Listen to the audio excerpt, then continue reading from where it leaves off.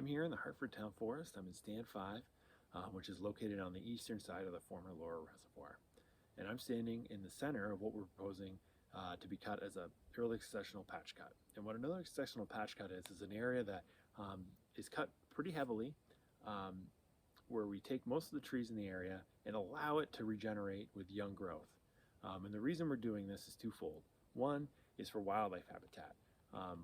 As an overall goal for the Hartford Town Forest is to have 7 to 8 acres of early successional habitat available for wildlife. To achieve the goals of getting that 8 to 7 acres, we're going to start here in Stand 5 and implement a 4.5 acre patch cut. We expect this to be hugely beneficial for all sorts of different wildlife. This area was also chosen due to the current state of this forest here, this 4.5 acres. This area is the result of past land use and land use history here. If you were standing in where I'm standing right now, 80 to 100 years ago, this would look completely different. You'd be standing in probably a scruffy pasture with not a lot of trees. And it was allowed to grow back to trees. And the type of trees that are in here are what we call early successional trees. Trees that come into a site after it's disturbed to occupy the site and to regenerate it back to forest. These trees are usually shorter lived and are sun-loving trees. They need a lot of sun. They're not shade tolerant at all. Once they get shade, they start to decline. Once they start to really compete with each other, they start to decline.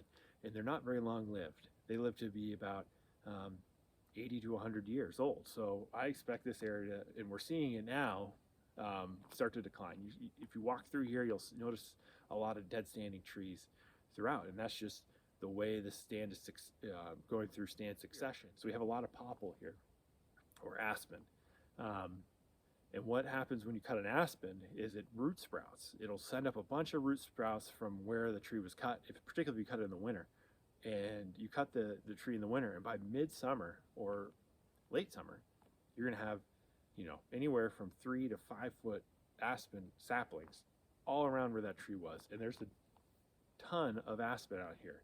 So I expect once we cut these trees, it's going to really quickly regenerate to forest and back to trees just based on the aspen that's out here. I also suspect we'll get some white birch back in here. We'll get some pine back in here. We'll get some red oak in here. Besides cutting all of the early successional tree species, is we're going to leave some of the trees in the overstory that are currently here, particularly mass-bearing trees. And what a mass-bearing tree is a tree that provides a source of food for wildlife. And what is currently in here mostly is red oak, and there's some large red oak in here. We're going to leave all that. So not only will there be cover for wildlife, but there'll also be food in the two types of food. There'll be the mass trees, the acorns from those red oak, and there'll also be that young tree growth for particularly deer will come in and munch on. So it's going to be a mix of cutting a lot of areas, but also leaving a lot of areas. It's going to be quite patchy in here. So I hope when you get a chance and you're out at the Hartford Town Forest, you come and take a walk out here and look at what we're proposing in the area that we're proposing. And you'll see a lot of aspen, you'll see a lot of pine, you'll see a lot of white birch. You'll also see a lot of tree mortality too.